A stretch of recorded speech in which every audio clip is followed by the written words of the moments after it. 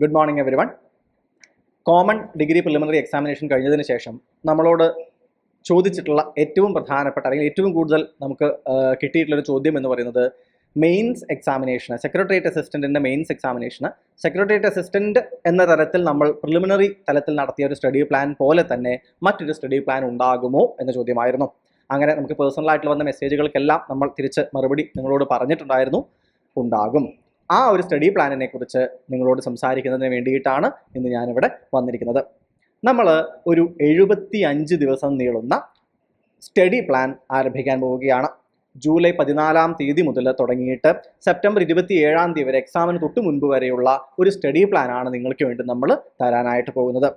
വളരെ കുറഞ്ഞ സമയം കൊണ്ട് എങ്ങനെയാണ് ഈ സ്റ്റഡി പ്ലാൻ നിങ്ങളിലേക്ക് എത്തിക്കുക എന്നുള്ള കാര്യവും ഏത് രീതിയിലാണ് നിങ്ങൾ പഠിക്കേണ്ടത് എന്ന കാര്യവും എന്ത് ചെയ്യാം, നമുക്കൊന്ന് മനസ്സിലാക്കാനായിട്ട് ശ്രമിക്കാം. ഒരു കാര്യം പ്രത്യേകം പറയട്ടെ, 75 ദിവസങ്ങൾ എന്ന് പറയുന്നത് ആലോചിക്കുമ്പോൾ കുറച്ചധികം ദിവസങ്ങളുണ്ടെന്ന് ചിലർക്കെങ്കിലും ചിലപ്പോൾ തോന്നുമായിരിക്കാം. പക്ഷേ അങ്ങനെയല്ല എന്ന് വളരെ കൃത്യമായി മനസ്സിലാക്കുക. അതുകൊണ്ട് തന്നെ നമ്മുടെ സ്റ്റഡി പ്ലാൻ എന്ന് പറയുന്നത് വളരെ റിഗറസ് ആയിട്ടുള്ള സ്റ്റഡി പ്ലാൻ ആയിരിക്കും.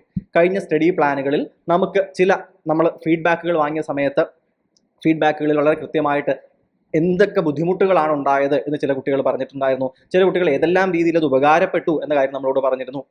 ഇതെല്ലാം മനസ്സിലാക്കി പോസിറ്റീവായി നിങ്ങൾക്ക് കിട്ടിയ കാര്യങ്ങൾ നിലനിർത്തിക്കൊണ്ടും നെഗറ്റീവായി മാറി കുറച്ചധികം തിരക്കായി അല്ലെങ്കിൽ ചില സമയങ്ങളിൽ കുറച്ച് ലോ ആയി പോയി ഈ രീതിയിലുള്ള കാര്യങ്ങൾ കിട്ടിയ ഫീഡ്ബാക്കുകളെല്ലാം എടുത്തുകൊണ്ട് നമ്മൾ ഒന്നുകൂടി അപ്ഡേറ്റ് ചെയ്തുകൊണ്ട് കൃത്യമായി ഡെയിലി ബേസിസിലുള്ള ഒരു സ്റ്റഡി പ്ലാനാണ് നിങ്ങൾക്ക് തരുന്നതിന് വേണ്ടി പോകുന്നത്. കഴിഞ്ഞ സ്റ്റഡി പ്ലാനിൽ ഉണ്ടായതുപോലെ തന്നെ ധാരാളം ടെസ്റ്റുകൾ നിങ്ങൾക്ക് ഇതിനോടൊപ്പം ലഭിക്കുന്നതായിരിക്കും.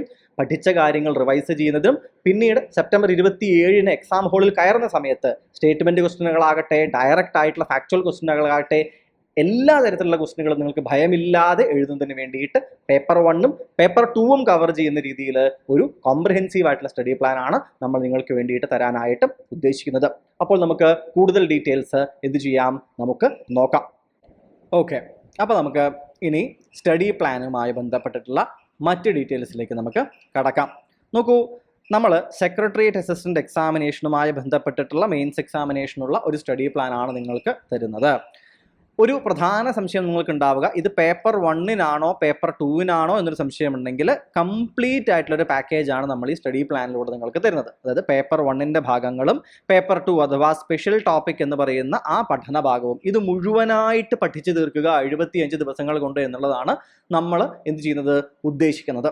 ഇതാദ്യം തന്നെ നിങ്ങൾ മനസ്സിലാക്കുക. അപ്പോൾ ഈ സ്റ്റഡി പ്ലാനിലൂടെ നിങ്ങൾ പോകുന്ന സമയത്ത് കൃത്യമായി തരുന്ന രീതിയിലുള്ള ആ ടൈം ടേബിൾ അനുസരിച്ച് പോയി പരീക്ഷ എഴുതി നിങ്ങൾ മുഴുവനായിട്ടുള്ള ഈ സമയം പൂർത്തീകരിക്കുകയാണ് എന്നുണ്ടെങ്കിൽ കംപ്ലീറ്റ് സിലബസ് നിങ്ങൾക്ക് എന്ത് ചെയ്യുന്നതായിരിക്കും, കവർ ചെയ്ത് തരുന്നതായിരിക്കും. So from the start till the end നിങ്ങളൊപ്പം നിൽക്കുകയാണ് എന്നുണ്ടെങ്കിൽ പരീക്ഷയ്ക്ക് പോകുന്ന ദിവസം നിങ്ങൾ എല്ലാ ഭാഗവും പഠിച്ച് തീർത്തിട്ടായിരിക്കും, ആസ് പെർ സിലബസ് പഠിച്ച് തീർത്തിട്ടായിരിക്കും നിങ്ങൾ പരീക്ഷാ ഹാളിലേക്ക് കയറുന്നത്. അത് വളരെ വളരെ ഇമ്പോർട്ടൻ്റ് ആയിട്ടുള്ളൊരു കാര്യമാണെന്ന് നിങ്ങൾ മനസ്സിലാക്കുക. ഇനി നമുക്ക് എന്ത് ചെയ്യാം, ഏതാണ് ഡേറ്റ്സ്? സോ നമ്മൾ പറഞ്ഞു 75 ഡേയ്സ് ആണ് നിങ്ങൾക്ക് പഠിക്കാനായിട്ട് നമ്മൾ തരുന്നത്, സ്റ്റഡി പ്ലാനിൻ്റെ ഭാഗമായിട്ട് തരുന്നത്. അപ്പോൾ എന്ന് തുടങ്ങുന്നു, ജൂലൈ 14 നമ്മൾ സ്റ്റഡി പ്ലാൻ ആരംഭിക്കും. ആ ദിവസം ജൂലൈ 14 നിങ്ങൾക്ക് പഠിക്കാനുള്ള ഭാഗങ്ങൾ തൊട്ട് മുൻപത്തെ ദിവസം ജൂലൈ 13 രാത്രി നമ്മുടെ ടെലിഗ്രാം ഗ്രൂപ്പിൽ നമ്മൾ അപ്ഡേറ്റ് ചെയ്യുന്നതായിരിക്കും. മനസ്സിലാവുന്നുണ്ടോ? സെപ്റ്റംബർ 27 എന്ത് വരുന്നത്, നമ്മളുടെ പരീക്ഷ വരുന്നത്. ആ ദിവസം വരെ 26 വരെയും നമ്മൾ എന്ത് ചെയ്യും, പഠിക്കും. ടുവേർഡ്സ് എൻ്റെ അവസാന ദിവസങ്ങളിൽ നമ്മൾ തീർച്ചയായിട്ടും നിങ്ങൾക്ക് കഴിഞ്ഞ തവണത്തെ സ്റ്റഡി പ്ലാനിലൊക്കെ വന്ന ആളുകൾക്ക് അറിയാം, നമ്മൾ ഫുൾ ടെസ്റ്റുകൾ ഉൾപ്പെടെയുള്ള കാര്യങ്ങളായിരിക്കും നിങ്ങൾക്ക് വേണ്ടി തരുന്നുണ്ടാവുക. കഴിഞ്ഞ പരീക്ഷ കഴിഞ്ഞപ്പോൾ നമുക്ക് വന്ന മെസ്സേജുകൾ, പ്രധാനപ്പെട്ട മെസ്സേജ് അല്ലെങ്കിൽ ഏറ്റവും അധികം കുട്ടികൾ ഞങ്ങളിനി റിപ്പീറ്റ് ചെയ്യില്ല സാർ എന്ന് പറഞ്ഞിട്ട് ഇപ്പോൾ കഴിഞ്ഞ ദിവസം ഉൾപ്പെടെ ഒരു കുട്ടി മെസ്സേജ് അയച്ചിട്ടുണ്ടായിരുന്നു, കഴിഞ്ഞ തവണ സ്റ്റഡി പ്ലാനിൽ അവസാനം ടെസ്റ്റുകളൊന്നും മര്യാദയ്ക്ക് എടുത്തില്ല, ഇടയ്ക്ക് വെച്ചിട്ട് എന്ത് ചെയ്തു, ഒന്ന് പിന്നിലായി പോയി, ഇടയ്ക്ക് വെച്ചൊന്ന് അറിയാണ്ട് ഉഴപ്പിപ്പോയി സാർ എന്നൊക്കെ പറഞ്ഞിരുന്നു. ഇനി ഉഴപ്പാനുള്ള ദിവസങ്ങൾ ഇല്ലെന്ന് മനസ്സിലാക്കുക. 75 ദിവസം മാത്രമാണുള്ളത്. ഈ ദിവസത്തെ ഒരു ദിവസമോ 2 ദിവസമോ ഉഴപ്പുന്നത് നിങ്ങൾ എന്ത് ചെയ്യും, ആ ഹോൾ റേസിൽ നിന്ന് കുറച്ച് പിന്നിലേക്ക് കൊണ്ടുവരും. ഞാനിങ്ങനെ മരണ ഓട്ടം ഓടണം എന്നൊരിക്കലും നിങ്ങളോട് പറയുന്ന ഒരാളല്ല. പക്ഷേ നമ്മൾ ഫസ്റ്റ് റൗണ്ട് കഴിഞ്ഞിരിക്കുകയാണ്. സെക്കൻഡ് റൗണ്ട് ഇത്തവണ നമ്മളുടെ എന്താ പറയുക, സീറ്റുകളുടെ എണ്ണവും കുറച്ചധികം കിട്ടുന്നുണ്ട് എന്നാണ് നമുക്ക് കാണാൻ സാധിക്കുന്നത്.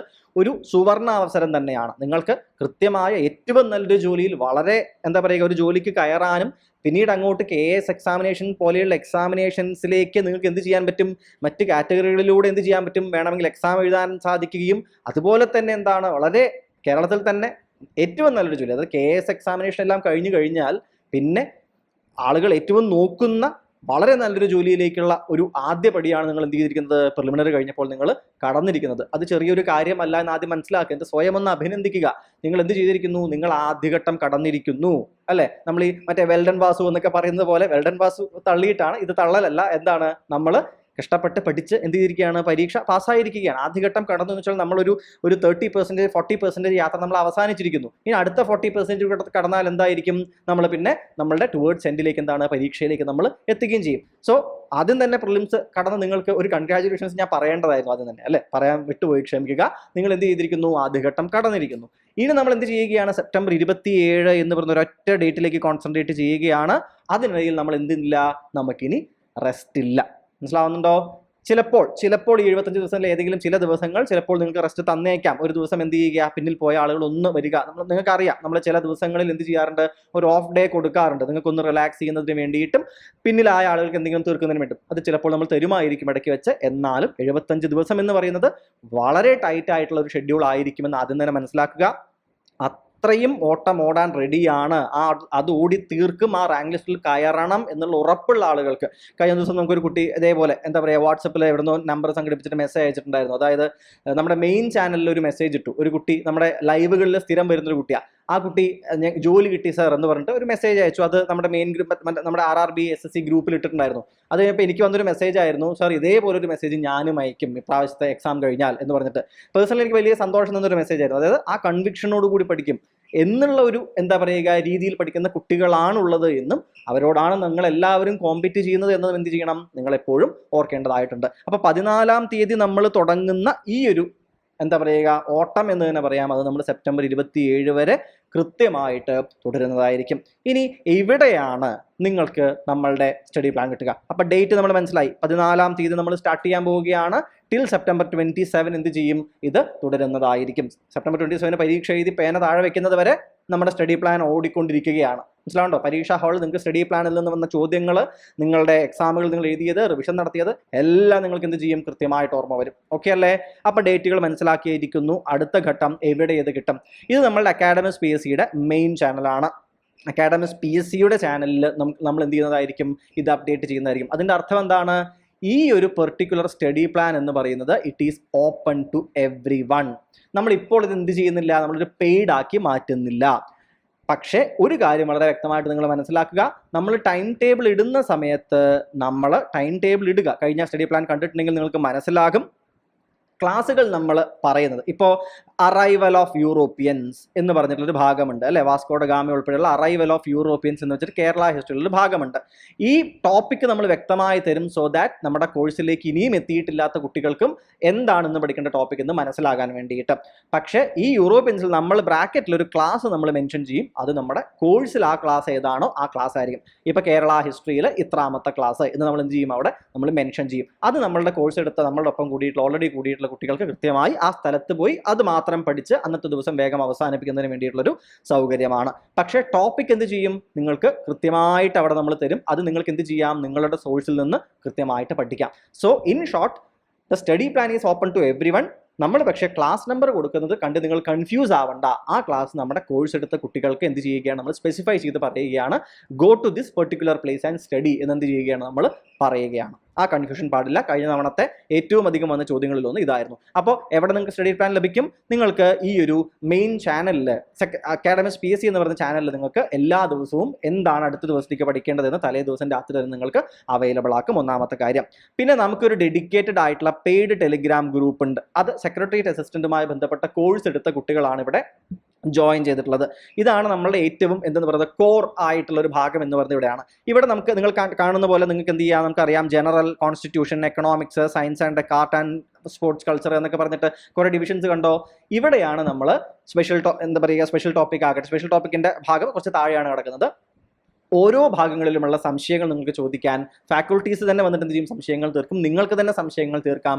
ഈ രീതിയിൽ സ്റ്റഡി പ്ലാൻ കൂടി തുടങ്ങുന്ന സമയത്ത് നിങ്ങൾക്ക് എന്ത് ചെയ്യാം, ഇവിടെ നിങ്ങൾ തന്നെയാണ് ഇവിടെ ആക്റ്റീവ് ആക്കി എടുക്കേണ്ടത്. നിങ്ങൾക്ക് തന്നെ എന്ത് ചെയ്യാം, ഈ ഭാഗത്ത് സംസാരിക്കാം. ഇത് നമ്മളുടെ പെയ്ഡ് ടെലിഗ്രാം ഗ്രൂപ്പാണ്, അതായത് കോഴ്സ് എടുത്ത കുട്ടികൾക്കുള്ള ഭാഗമാണ്. ഇവിടെ ആയിരിക്കും എന്ത് ചെയ്യുന്നത്, ബാക്കിയുള്ള എക്സ്ക്ലൂസീവ് ആയിട്ടുള്ള കണ്ടന്റും മറ്റു കാര്യങ്ങളും ഇവിടെ ആയിരിക്കും ലഭിക്കുന്നത്. അപ്പോൾ ഈ രണ്ട് സ്ഥലങ്ങളിൽ നിന്നാണ് നിങ്ങൾക്ക് എന്ത് കിട്ടുക, സ്റ്റഡി പ്ലാനുമായി ബന്ധപ്പെട്ട വിവരങ്ങളും അതിന്റെ ഫർദർ ആയിട്ടുള്ള ഒരു ടെസ്റ്റ് കഴിയുകയാണെങ്കിൽ അതുമായിട്ട് ബന്ധപ്പെട്ട ബാക്കി ചർച്ചകൾ, PDF-കൾ, ഇത്തരം കാര്യങ്ങളൊക്കെ ഇവിടങ്ങളിലാണ് നിങ്ങൾക്ക് ലഭ്യമാവുക എന്നത് നിങ്ങൾ ആലോചിക്കാനായിട്ട് ശ്രദ്ധിക്കുക. ഒന്നാമത്തെ കാര്യം. ഇനി എങ്ങനെയാണ് ഈ ടൈം ടേബിളിന്റെ സ്ട്രക്ചർ? ഇത് നമുക്ക് എന്ത് ചെയ്യാം, വളരെ കൃത്യമായിട്ട് നിങ്ങൾക്കൊന്ന് ഞാൻ പറഞ്ഞു തരാം. വൃത്തിയായിട്ട് എന്ത് ചെയ്യുക, ഒന്ന് ശ്രദ്ധിക്കാനായിട്ട് നോക്കുക. നോക്കൂ, ഡേ 1 അല്ലെ, ഡേ 1 എന്ന് പറയുമ്പോൾ എപ്പോഴായിരിക്കും, ജൂലൈ 14 അല്ലെ, ജൂലൈ 14 നമുക്ക് ആദ്യത്തെ ദിവസം. അപ്പൊ ജൂലൈ 13 നിങ്ങൾക്ക് എന്ത് ചെയ്യും, ആദ്യത്തെ അപ്ഡേറ്റ് ജൂലൈ 13 രാത്രി നിങ്ങൾക്ക് ലഭിക്കും. അത് ഞാൻ ഇതൊരു എക്സാമ്പിൾ തന്നിരിക്കുകയാണ്. ഇതേ മോഡൽ ആവാം, അല്ലായിരിക്കാം, മാറ്റങ്ങൾ വരാം, പല രീതിയിലാവാം. ഡേ 1 എന്ന് പറഞ്ഞിട്ട് എന്ത് ചെയ്യും, നിങ്ങൾക്ക് ഇതാ ഈ ഒരു ഭാഗം എന്ത് ചെയ്യും, നിങ്ങൾക്ക് തരും. ഇപ്പൊ ഇവിടെ തന്നിരിക്കുന്ന എന്താ, കേരള ഹിസ്റ്ററി. കേരള ഹിസ്റ്ററിയിൽ ചിലപ്പോൾ എന്തായിരിക്കാം, സോഴ്സസ് ആയിരിക്കാം അല്ലെ. ഏതൊക്കെ സോഴ്സസ്, കഴിഞ്ഞ തവണ പ്രിലിമിനറി എക്സാമിനേഷൻ്റെ ആദ്യഘട്ടത്തിൽ സോഴ്സിൽ നിന്ന് ചോദ്യം വന്നിട്ടുണ്ടായിരുന്നു. ഓർമ്മയിൽ നിങ്ങൾക്ക് തുഹഫത്തുൽ മുജാഹിദീൻ പോലെയുള്ള കൃതികൾ അല്ലെ, അത്തരത്തിലുള്ള ചില കൃതികളുടെ കാര്യങ്ങളും മറ്റും ചോദിച്ചിട്ടുള്ള ഒരു ഭാഗം വന്നിട്ടുണ്ടായിരുന്നു. അപ്പോൾ സോഴ്സസ് ആയിരിക്കാം ചിലപ്പോൾ ആദ്യം തരുന്നത് അല്ലെ. ഹിസ്റ്റോറിക്കൽ സോഴ്സസ് എവിടെ നിന്നൊക്കെയാണ് എന്നുള്ള ഭാഗമായിരിക്കാം, അല്ലെങ്കിൽ അറൈവൽ ഓഫ് ദ യൂറോപ്യൻസ് എന്ന് പറഞ്ഞ നേരത്തെ ഭാഗമായിരിക്കാം. അപ്പോൾ ഏത് ഭാഗമാണോ നിങ്ങൾ പഠിക്കേണ്ടത് അത് എന്ത് ചെയ്യും, ഇവിടെ മെൻഷൻ ചെയ്യും. നേരത്തെ പറഞ്ഞ പോലെ കോഴ്സിൽ അത് എവിടെയാണ്, ഏത് ക്ലാസ്സിലാണ് എന്ന് നമ്മളിവിടെ ബ്രാക്കറ്റിൽ തരും. അതുപോലെ തന്നെ ഇന്ത്യൻ ഹിസ്റ്ററി തരും, അതുപോലെ തന്നെ വേൾഡ് ഹിസ്റ്ററിയും നിങ്ങൾക്ക് എന്ത് ചെയ്യും, പഠിക്കുന്നതിന് വേണ്ടിയിട്ട് തരും. ഞാനത് എക്സാമ്പിൾ ജസ്റ്റ് പറയുകയാണ്. ഏതൊക്കെ ഭാഗങ്ങളാണോ ഉള്ളത് ആ ഭാഗങ്ങളാണ് തരിക, ഇല്ലാത്ത ഭാഗങ്ങൾ അതിലുണ്ടാവില്ല. അത് കഴിഞ്ഞാൽ എന്തായിരിക്കും, ജിയോഗ്രഫി ആയിരിക്കാം. അത് കഴിഞ്ഞാൽ ലൈഫ് സയൻസും എക്കണോമിക്സും കെമിസ്ട്രിയും ഫിസിക്സും ആയിരിക്കാം. Art, literature, sports, computer, English, arithmetic, mental ability, Malayalam. പിന്നെ എന്ത് ചെയ്യും, ഇതുപോലെ ആയിരിക്കാം, അല്ലെങ്കിൽ ഇതിനിടയിൽ തന്നെ എന്ത് ചെയ്യാം, സ്പെഷ്യൽ ടോപ്പിക്കിന്റെ ക്ലാസ്സുകൾ നിങ്ങൾക്ക് ഓൾറെഡി പഠിക്കുന്നതിന് വേണ്ടിയിട്ട് നമ്മൾ ഉൾപ്പെടുത്താം. ചിലപ്പോൾ 2 ദിവസമോ 3 ദിവസമോ കഴിഞ്ഞ് ചിലപ്പോൾ സ്പെഷ്യൽ ടോപ്പിക് ആയിരിക്കും, ചിലപ്പോൾ അടുത്ത ദിവസം പഠിക്കാനായിട്ട് 3 തരുന്നത്. മനസ്സിലാവുന്നുണ്ടോ? അല്ലെങ്കിൽ 5 ദിവസം പേപ്പർ 1ന്റെ ഭാഗങ്ങൾ മുഴുവൻ കംപ്ലീറ്റ് ചെയ്തിട്ട് പിന്നെ എന്ത് ചെയ്യും, അടുത്ത 2-3 ദിവസങ്ങൾ ചിലപ്പോൾ പേപ്പർ 2 ആയിരിക്കും നമ്മൾ പഠിക്കുന്നത്. മനസ്സിലാവുന്നുണ്ടോ? അത് കൃത്യമായിട്ട് എന്ത് ചെയ്യും, നിങ്ങളുടെ മുന്നിലേക്ക് ആ ടൈം ടേബിൾ നിങ്ങൾക്ക് എത്തിക്കുന്നതായിരിക്കും. അപ്പോൾ ഡെയിലി ടൈം ടേബിളുകൾ നിങ്ങൾക്ക് എന്ത് ചെയ്യുന്നതായിരിക്കും, നിങ്ങൾക്ക് അവൈലബിൾ ആക്കുന്നതായിരിക്കും. അതിനുശേഷം ഇതാ ഇവിടെ നോക്കൂ, 10-day ടെസ്റ്റ്. എന്താണത്? കഴിഞ്ഞ തവണത്തെക്കാളും കുറച്ചുകൂടി നിങ്ങൾക്ക് എന്താണ് പ്രിപ്പറേഷൻ നടത്താൻ ഒരു ഗ്യാപ്പ് നമ്മൾ തരികയാണ്. 10 ദിവസം കഴിഞ്ഞു കഴിഞ്ഞാൽ ആഫ്റ്റർ 10 days നിങ്ങൾക്ക് എന്ത് ചെയ്യും, ഈ 10 ദിവസം നിങ്ങൾ പഠിച്ച കാര്യങ്ങളെല്ലാം പരീക്ഷ എഴുതാനായിട്ട് തരികയാണ്. ആ പരീക്ഷ ഏറ്റവും ഇമ്പോർട്ടൻ്റ് ആയിട്ടുള്ള ഘട്ടമാണ്. നിങ്ങൾ ഇത് മുഴുവൻ പഠിക്കുന്നു, ആ പരീക്ഷ എഴുതാതിരുന്നാൽ ഞാൻ ഉറപ്പിച്ച് പറയുകയാണ്, നമുക്ക് പ്രിലിമിനറി കഴിഞ്ഞ് കിട്ടിയ നമുക്ക് കിട്ടിയ മെസ്സേജുകൾ അനുസരിച്ച് പ്രത്യേകം പറയുകയാണ്, ആ ടെസ്റ്റുകളാണ് ഒരുപാട് ആളുകളുടെ എന്ത് ചെയ്തിരിക്കുന്നത്. അതായത് എല്ലാ എക്സാമുകളിലും ഒരു 50 മാർക്ക്, ഒരു 52 മാർക്ക് ലെവലിലൊക്കെയാണ് സാർ ഞാൻ സ്കോർ ചെയ്തിട്ടുണ്ടായിരുന്നത്. ഇപ്രാവശ്യത്തെ സെക്കൻഡ് റൗണ്ട് എക്സാമും ഫസ്റ്റ് റൗണ്ട് എക്സാമും കിട്ടിയപ്പോൾ ഫസ്റ്റ് റൗണ്ടത്തെ എക്സാമിൽ ഒരു 55-55 മുകളിൽ, അടുത്ത എക്സാമിൽ 60 മുതൽ 70 വരെ സുഖമായിട്ട് എന്ത് ചെയ്തിട്ടുണ്ട്, കോൺഫിഡൻ്റ് ആയിട്ട് എന്ത് ചെയ്യുന്നുണ്ട്, സ്കോർ ചെയ്ത ആളുകൾ നമുക്ക് എന്ത് ചെയ്തിട്ടുണ്ട്, മെസ്സേജ് അയച്ചിട്ടുണ്ട്. ഇവരെല്ലാവരും പറഞ്ഞ കാര്യം എക്സാം എളുപ്പമായിരുന്നു എന്നുണ്ടെങ്കിൽ പോലും കുറേ ആളുകൾക്ക് എഴുതാൻ പറ്റാണ്ട് പോയി എന്ന് ഞങ്ങളോട് ചിലരൊക്കെ പറഞ്ഞു. പക്ഷേ ടെസ്റ്റുകൾ എടുത്തത് എന്ത് ചെയ്തു, ഭയങ്കരമായിട്ട് ഗുണം ചെയ്തു. ആ എക്സാം ഹോളിൽ എന്ത് ചെയ്യില്ല, പേടി ഉണ്ടായില്ല. കാരണം ഞങ്ങൾ ഓൾറെഡി ടെസ്റ്റുകൾ അത്രയും എടുത്തിട്ട് ഓക്കെ ഒന്നുകൂടി എന്താണ് ധൈര്യമായിട്ട് ചെയ്യാം എന്ന രീതി ചെയ്തു, ഞങ്ങൾ എഴുതി. അതുപോലെ തന്നെ നമ്മൾ ആ 3R ഫോർമുല എന്ന് വെച്ചിട്ട് ഫോർമുല പറഞ്ഞ ഓർമ്മയുണ്ടോ, അറിയുന്ന കാര്യങ്ങൾ ഫിനിഷ് ചെയ്ത് നെക്സ്റ്റ് റൗണ്ട് വന്ന് 3 റൗണ്ട് ആയിട്ട് കാര്യങ്ങൾ തീർക്കേണ്ടത് ഈ ഫോർമുല ഞങ്ങൾ ഉപയോഗിച്ചിരുന്നു. അല്ലെങ്കിൽ ഞങ്ങൾ ടഫായിട്ടുള്ള ഭാഗത്ത് കുറേ നേരം ഇരുന്ന് സമയം കളഞ്ഞിട്ട് ഞങ്ങൾ എന്ത് ചെയ്തേനെ, ചിലപ്പോൾ 70 മാർക്ക് 65 മാർക്ക് സ്കോർ ചെയ്യേണ്ട സ്ഥലത്ത് ഞങ്ങൾ ചിലപ്പോൾ 57-56 കുറഞ്ഞേനെ. ഈ രീതിയിലുള്ള പല ഫീഡ്ബാക്കുകളും വന്നു. ഇതിൻ്റെ എല്ലാത്തിൻ്റെയും പോയിന്റ് എവിടെ കിടക്കുന്ന, നിങ്ങൾ ടെസ്റ്റുകൾ, ഞങ്ങൾ തരുന്ന ഈ ടെസ്റ്റുകൾ നിങ്ങൾ വൃത്തിയായി എഴുതണം. ടെസ്റ്റ് എഴുതേണ്ട രീതി നമ്മൾ നിങ്ങളോട് പല തവണ പറഞ്ഞിട്ടുണ്ട്. എന്താണ്, ഇപ്പം 50 ക്വസ്റ്റ്യനുള്ള ഒരു ടെസ്റ്റാണ് 10 ദിവസം കഴിഞ്ഞ് നിങ്ങൾക്ക് തരുന്നത്. ഈ 10 ദിവസം കൊണ്ട് പഠിച്ച കാര്യങ്ങളൊക്കെ എന്ത് ചെയ്യും, ഏറ്റവും പ്രധാനപ്പെട്ട ഭാഗങ്ങളൊക്കെ നമ്മൾ അതിൽ കവർ ചെയ്യും. എന്നിട്ട് നിങ്ങൾക്ക് തരുന്ന PDF-ൽ എന്തുണ്ടാകും, ടെസ്റ്റായിട്ട് തന്നെ കയറി എഴുതണം. ഒന്നാമതായി ഞാൻ പറയാറുണ്ട്, കാരണം ഇതിൽ സ്റ്റേറ്റ്മെന്റ് ക്വസ്റ്റ്യൻസ് ഒക്കെ ധാരാളം ഉൾപ്പെടുത്തിയിട്ടുള്ള ടെസ്റ്റാണ് തരുന്നത്. അത് PDF-ന് വേണ്ടി കാത്തിരിക്കരുത്, ടെസ്റ്റായിട്ട് ലിങ്ക് തരും. ആ ലിങ്കിൽ കയറി പരീക്ഷയായി ആ സമയം മണിക്കൂട്ടി ഓടുന്നത് നോക്കിയിട്ട് എന്ത് ചെയ്യുക, അത് നിങ്ങൾ എന്ത് ചെയ്യേണ്ടതുണ്ട്, ഫിനിഷ് ചെയ്യേണ്ടതുണ്ട് എന്ന് പ്രത്യേകം പറഞ്ഞിട്ടുണ്ട്. അതാദ്യം നിങ്ങൾ എന്ത് ചെയ്യുക, മനസ്സിലാക്കുക. രണ്ടാമത്തെ കാര്യം, പിന്നാലെ നിങ്ങൾക്ക് PDF ലഭ്യമാക്കും അല്ലെ. ഈ PDF-ൽ നിങ്ങൾക്കറിയാം ആദ്യ ഘട്ടത്തിൽ എന്തായിരിക്കും, 3 ഘട്ടങ്ങളുണ്ട് ആ PDF-ൽ. ആദ്യ ഭാഗത്ത് ക്വസ്റ്റ്യൻസ് ആയിരിക്കും, രണ്ടാമത്തെ ഭാഗത്ത് കീ ആയിരിക്കും ഉണ്ടാവുക, മൂന്നാം ഭാഗത്ത് സൊല്യൂഷൻ ഉണ്ടാകും. എന്താണ് സൊല്യൂഷൻ? ഈ സൊല്യൂഷൻ ഭാഗത്താണ് നിങ്ങൾക്കുള്ള എക്സ്പ്ലനേഷൻ കിടക്കുന്നത്. മനസ്സിലാവുന്നുണ്ടോ? ഇപ്പൊ തുഹഫത്തുൽ മുജാഹിദിനെ കുറിച്ചോ അല്ലെങ്കിൽ മാർക്കോ പോളോയുടെ യാത്രയെക്കുറിച്ചോ ഒക്കെയുള്ള ഒരു 3 സ്റ്റേറ്റ്മെന്റ് ഉള്ള ചോദ്യങ്ങളാണെന്നുണ്ടെങ്കിൽ സൊല്യൂഷൻ ഭാഗത്ത് മാർക്കോ പോളോയെ കുറിച്ചോ അല്ലെങ്കിൽ ഈ തുഹഫത്തുൽ മുജാഹിദിൻ എഴുതിയ വ്യക്തിയെക്കുറിച്ചോ അതല്ലെങ്കിൽ ഈ ഹിസ്റ്റോറിക്കൽ സോഴ്സസിന്റെ എക്സ്ട്രാ ഇൻഫർമേഷൻസോ ഈ സൊല്യൂഷൻ പാർട്ടിലായിരിക്കും നിങ്ങൾക്ക് കിട്ടുക.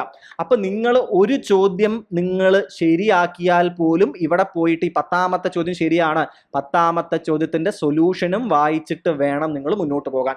മനസ്സിലാവുന്നുണ്ടോ?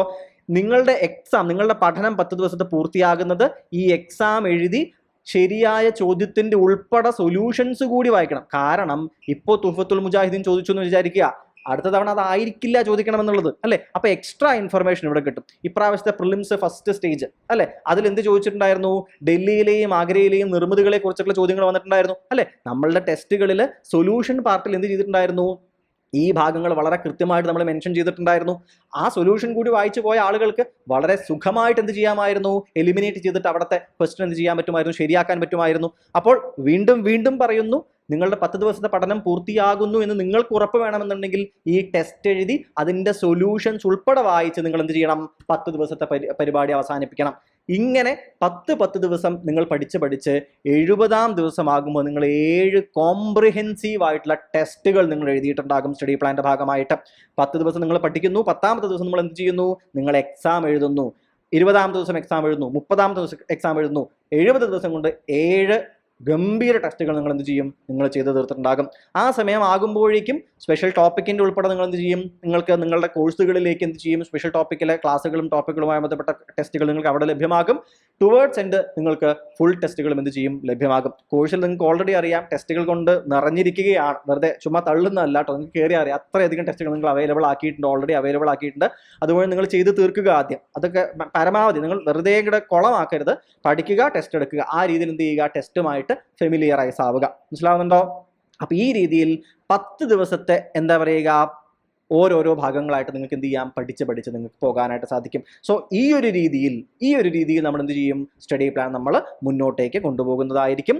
10 ദിവസത്തെ 70 ദിവസം കഴിഞ്ഞ് അവസാനത്തെ 5 ദിവസങ്ങളിൽ നമ്മൾ എന്ത് ചെയ്യും? നമ്മളൊരു തറോ കോംപ്രിഹെൻസീവ് റിവിഷൻ മോഡിലേക്ക് നമ്മൾ പോകും. ഓക്കെ ആണല്ലോ?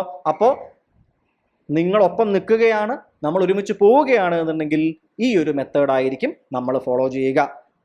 എഗെയിൻ ഓർമ്മിപ്പിക്കട്ടെ, കൃത്യമായി ഒപ്പം ഓടാൻ റെഡിയാണെങ്കിൽ എന്ത് ചെയ്യുക? ഒപ്പം കൂടുക. കാരണം ഓടി തുടങ്ങിക്കഴിഞ്ഞാൽ പിന്നെ വളരെയധികം റെസ്റ്റ് എടുക്കാനുള്ള സമയം ഉണ്ടാവില്ല. നമ്മൾ ഫിനിഷിംഗ് ലൈൻ മാത്രം ലക്ഷ്യം വെച്ചുകൊണ്ടിട്ടുള്ള ഒരു ഓട്ടമാണ് നമ്മൾ ചെയ്യാനായിട്ട് പോകുന്നത്. ടെൻഷൻ അടുപ്പിക്കാൻ വേണ്ടി പറയുന്നതല്ല, ആ രീതിയിൽ പഠിക്കുമ്പോൾ മാത്രമാണ് നമുക്ക് ഈ പരീക്ഷയുടെ റാങ്ക് ലിസ്റ്റിനുള്ളിലേക്ക് കയറാനായിട്ട് സാധിക്കുക. സെക്രട്ടേറിയറ്റ് അസിസ്റ്റന്റ് പരീക്ഷയാണ്, സാധാരണ ഒരു ചെറിയ പരീക്ഷയല്ല. സ്റ്റേറ്റ്മെന്റ് ക്വസ്റ്റ്യൻസ്, കൺസെപ്ച്വൽ ആയിട്ടുള്ള ക്വസ്റ്റ്യൻസ്, ഫാക്ച്വൽ ക്വസ്റ്റ്യൻസ് എല്ലാം ഇടകലർന്ന പേപ്പറുകളായിരിക്കും വരാൻ പോകുന്നത്. ആ തലത്തിലുള്ള പ്രിപ്പറേഷൻ നമുക്കിതിന് ആവശ്യമാണ്. ഓക്കെ അല്ലേ? ഇനി ചില കാര്യങ്ങൾ നിങ്ങൾ എന്ത് ചെയ്യുക? ഇപ്പം തന്നെ ക്ലിയർ ആക്കുക. കാരണം സ്ഥിരം വരുന്ന ഡൗട്ടുകളാണ്. ഇനി എന്തുകൊണ്ട് നിങ്ങൾ സ്റ്റഡി പ്ലാനിൽ ജോയിൻ ചെയ്യണം എന്നുള്ളത് നമ്മൾ അവസാനത്തെ സ്ലൈഡിൽ പറയുന്നുണ്ട്. അതുവരേക്കും കേൾക്കുക. കുറച്ച് സമയമേ ഞാൻ പരമാവധി കുറച്ച് ആണെന്ന് ഞാൻ നിങ്ങളോട് കാര്യങ്ങൾ പറയുന്നത്. ആ ഭാഗം കൂടി കേട്ടിട്ടേ പോകാൻ പാടുള്ളൂ. Where will I get the time table? Answer already നിങ്ങൾക്ക് കിട്ടിയിട്ടുണ്ട്. നമ്മളുടെ ടെലിഗ്രാം ഗ്രൂപ്പിലാണ് നിങ്ങൾക്ക് ടൈം ടേബിൾ എന്ത് ചെയ്യുന്നത്? അവൈലബിൾ ആകുന്നത്. അത് ഞാൻ ഡീറ്റെയിൽ ആയിട്ട് പറയുന്നില്ല. ഇനി where will I get the classes നിങ്ങൾക്ക് കിട്ടുന്നത്, നമ്മളുടെ കോഴ്സ് എടുത്തിട്ടുണ്ട് എന്നുണ്ടെങ്കിൽ നമ്മളുടെ കോഴ്സിൽ നിങ്ങൾക്ക് എന്ത് ചെയ്യാം? നിങ്ങൾക്ക് ഈ ക്ലാസ്സുകൾ കിട്ടും. ഏതൊക്കെ കോഴ്സുകളാണ്? ഒന്നാമത്തേതെന്ന് പറയുന്നത് നമ്മളുടെ സെക്രട്ടേറിയറ്റ് അസിസ്റ്റന്റിന്റെ മെയിൻസ് ബാച്ച് നമ്മൾ ആരംഭിച്ചിട്ടുണ്ട്. മെയിൻസ് ബാച്ചിൽ നിങ്ങൾക്ക് പേപ്പർ 1ഉം പേപ്പർ 2ഉം 2 ഭാഗങ്ങളും കിട്ടും. അതിൽ ഫിസിക്സ്, കെമിസ്ട്രി, ബയോളജി എന്നീ ഭാഗങ്ങൾ എക്സ്ട്രാ എന്താണ് നിങ്ങൾക്ക് സയൻസ് ആൻഡ് ടെക് എന്നത് മാറിയിട്ട് അങ്ങനെയാണ് വന്നിരിക്കുന്നത്. അതുപോലെ തന്നെ അവിടെ കോൺസ്റ്റിറ്റ്യൂഷൻ എന്ന് പറയുന്ന ഭാഗമില്ല. കോൺസ്റ്റിറ്റ്യൂഷൻ എന്ന് പറയുന്ന ഭാഗം ലഭ്യമാക്കുന്നത് എവിടേക്കാണ്? പേപ്പർ 2ന്റെ ഭാഗത്തേക്കാണ് അല്ലെ. അവിടെയാണ് കോൺസ്റ്റിറ്റ്യൂഷനും സെൻട്രൽ സ്റ്റേറ്റ് റിലേഷൻ എന്ന് പറയുന്ന ഭാഗവും അവിടെയാണ് നിങ്ങൾക്ക് അവൈലബിൾ ആക്കുന്നത്. ഇതൊക്കെ നിങ്ങൾക്ക് കൃത്യമായിട്ട് സിലബസ് ഒക്കെ നിങ്ങൾ ഓൾറെഡി നോക്കിയിട്ടുണ്ടാവും ഞാൻ വിശ്വസിക്കുകയാണ്. അപ്പോൾ മെയിൻസ് ബാച്ച് നടക്കുന്നുണ്ട്.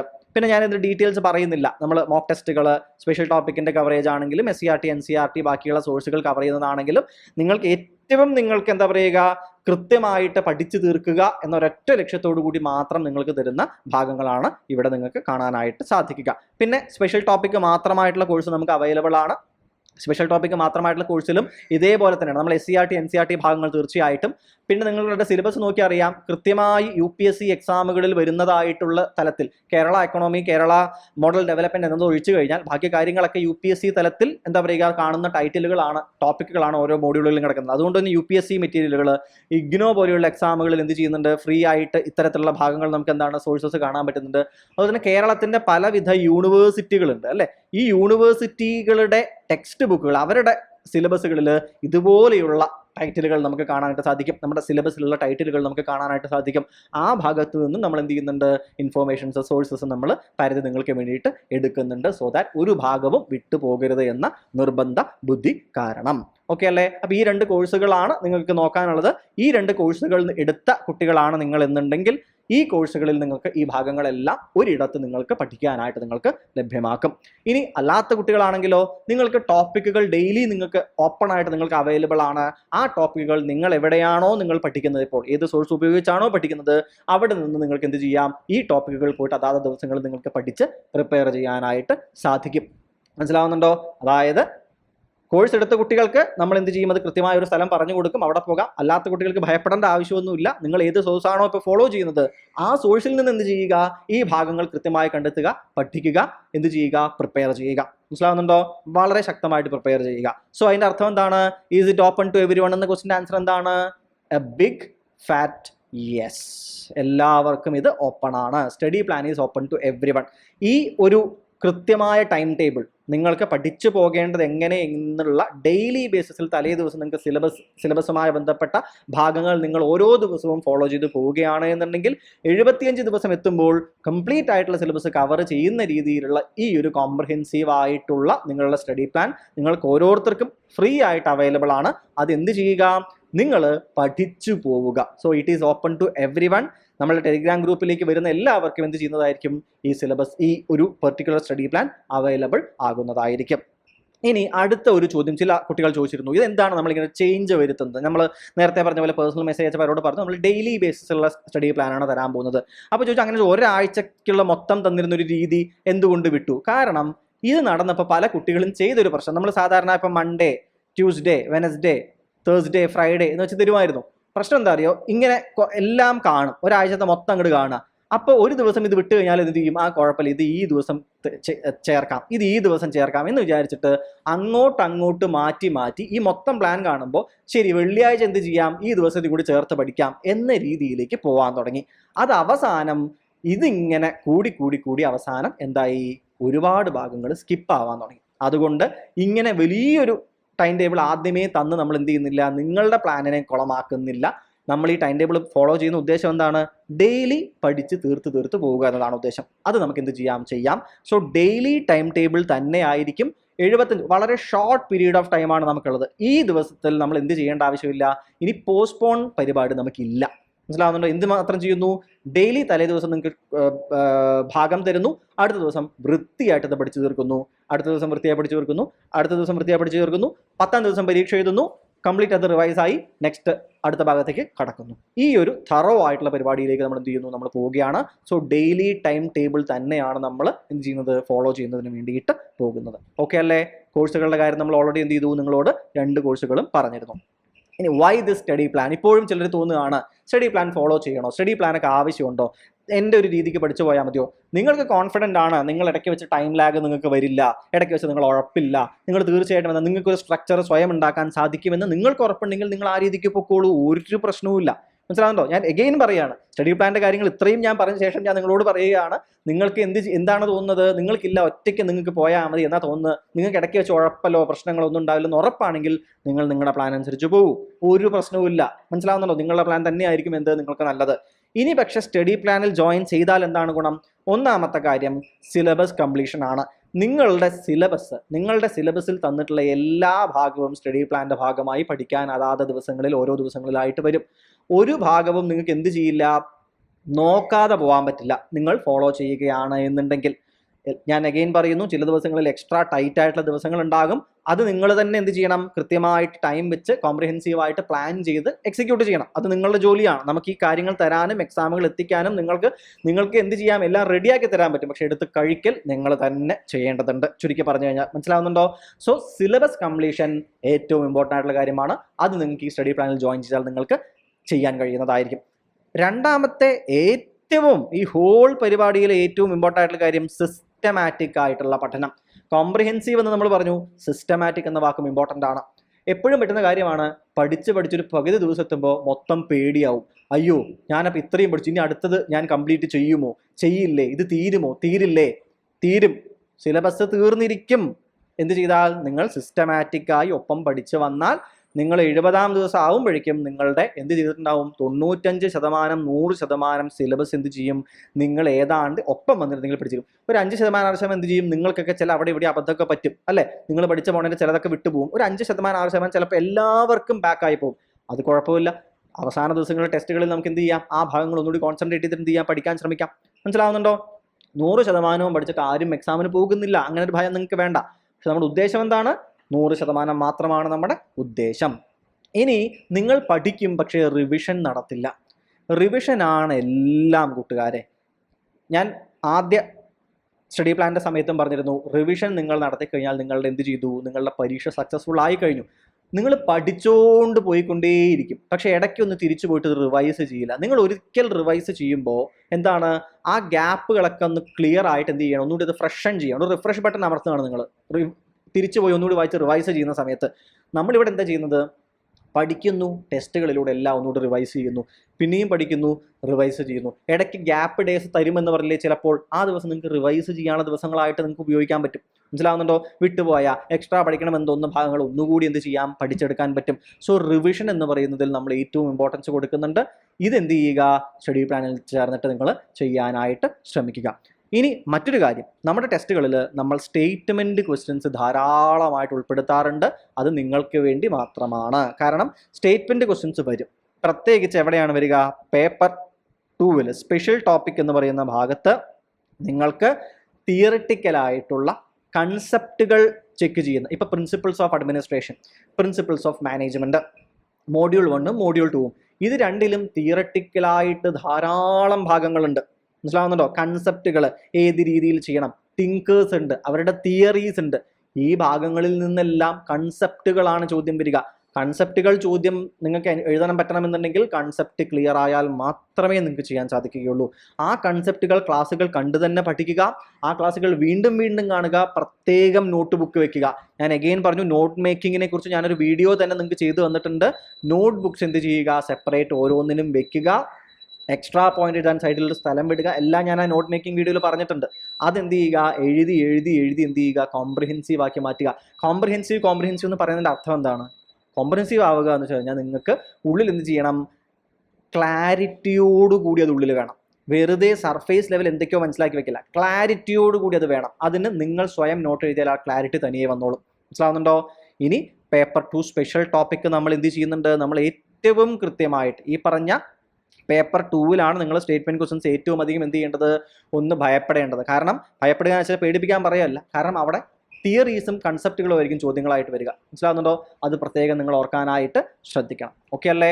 അപ്പോൾ പേപ്പർ 2 സ്പെഷ്യൽ ടോപ്പിക്ക് നമ്മൾ എന്ത് ചെയ്യും, ഇതേ ഭാഗത്ത് ടെസ്റ്റുകളായി തന്നെ നിങ്ങൾക്ക് എക്സ്ട്രാ തരും.